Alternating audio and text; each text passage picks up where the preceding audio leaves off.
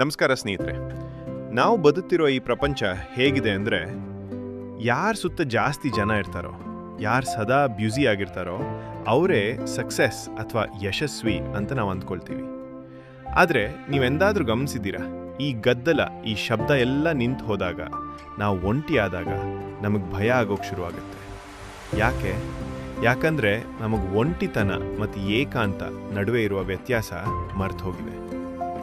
ಗೌತಮ ಬುದ್ಧ ಒಂದು ಮಾತು ಹೇಳ್ತಾರೆ, ಯಾರು ಒಂಟಿಯಾಗಿ ಕುಳಿತುಕೊಳ್ಳಲು ಕಲಿಯುತ್ತಾನೋ, ಯಾರು ಒಂಟಿಯಾಗಿ ತನ್ನ ಮನಸ್ಸನ್ನು ಗೆಲ್ಲುತ್ತಾನೋ ಅವನಿಗೆ ಮಾತ್ರ ನಿಜವಾದ ಶಾಂತಿ ಸಿಗಲು ಸಾಧ್ಯ. ಹಾಗಿದ್ರೆ ಬನ್ನಿ, ಇವತ್ತು ಆ ಒಂಟಿತನವನ್ನೇ ನಿಮ್ಮ ಶಕ್ತಿಯನ್ನಾಗಿ ಮಾಡ್ಕೊಳ್ಳೋದು ಹೇಗೆ ಅಂತ ನೋಡೋಣ. ಇದನ್ನು ಅರ್ಥ ಮಾಡ್ಕೋಬೇಕು ಅಂದರೆ ನಾವು ಬುದ್ಧನ ಜೀವನವನ್ನು ಒಮ್ಮೆ ನೋಡಬೇಕು.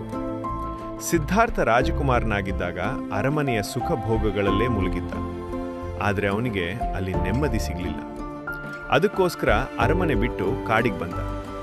ಕಾಡಿನಲ್ಲಿ ಅವನ ಜೊತೆ 5 ಜನ ಸನ್ಯಾಸಿಗಳು ಇದ್ರು. ಅವರೆಲ್ಲರೂ ಸೇರಿ ಕಠಿಣವಾದ ತಪಸ್ ಮಾಡ್ತಿದ್ರು. ಊಟ ಬಿಟ್ರು, ನಿದ್ರೆ ಬಿಟ್ರು, ಶರೀರಕ್ಕೆ ಕಷ್ಟ ಕೊಟ್ರು. ಆದರೆ ಸಿದ್ಧಾರ್ಥನಿಗೆ ಅರ್ಥ ಆಯಿತು, ದೇಹಕ್ಕೆ ಕಷ್ಟ ಕೊಟ್ರೆ ಜ್ಞಾನ ಸಿಗಲ್ಲ ಅಂತ. ಆಗ ಸಿದ್ಧಾರ್ಥ ಸ್ವಲ್ಪ ಆಹಾರ ತಗೊಳ್ತಾನೆ. ಇದನ್ನು ನೋಡ್ದ ಆ 5 ಜನ ಸನ್ಯಾಸಿಗಳು ಏನಂದ್ರು ಗೊತ್ತಾ? ಛೇ, ಸಿದ್ಧಾರ್ಥ ದಾರಿ ತಪ್ಪಿದ, ಇವನಿಂದ ಏನೂ ಸಾಧಿಸೋಕ್ಕಾಗಲ್ಲ ಅಂತ ಹೇಳಿ ಅವನನ್ನು ಒಬ್ಬಂಟಿಯಾಗಿ ಬಿಟ್ಟು ಹೊರಟು ಹೋದ್ರು. ಆ ಕ್ಷಣ ಸಿದ್ಧಾರ್ಥ ಪೂರ್ತಿ ಒಂಟಿಯಾದ. ಅರಮನೆಯೂ ಇಲ್ಲ, ಗುರುಗಳೂ ಇಲ್ಲ, ಜೊತೆಗಾರರೂ ಇಲ್ಲ, ಕೇವಲ ಶೂನ್ಯ. ಆದರೆ ಸ್ನೇಹಿತರೆ, ಅದೇ ಅವನ ಜೀವನದ ಅತಿ ದೊಡ್ಡ ತಿರುವು. ಆ 5 ಜನ ಬಿಟ್ಟು ಹೋದಾಗ ಸಿದ್ಧಾರ್ಥನಿಗೆ ಬೇರೆ ದಾರಿಯೇ ಇರಲಿಲ್ಲ. ಅವನು ತನ್ನ ಅಂತರಾತ್ಮದ ಧ್ವನಿಯನ್ನ ಕೇಳಲೇಬೇಕಾಯಿತು.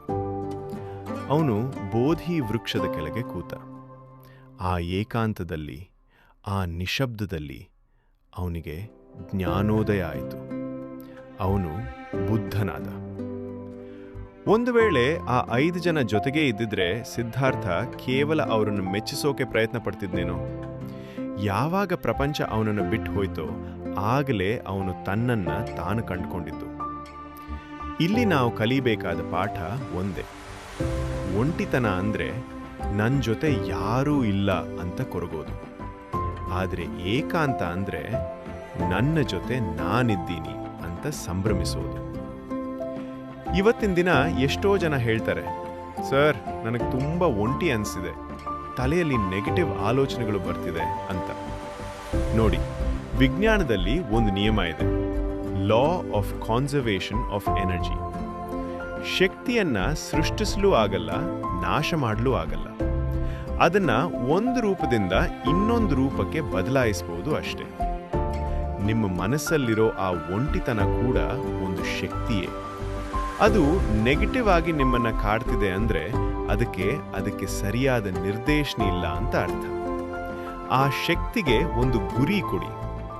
ಯಾವಾಗ ನಿಮ್ಮ ಜೀವನದಲ್ಲಿ ಒಂದು ಸ್ಪಷ್ಟವಾದ ಗುರಿ ಇರುತ್ತೋ ಆಗ ಈ ಒಂಟಿತನ ಏಕಾಗ್ರತೆ ಆಗಿ ಬದಲಾಗುತ್ತೆ.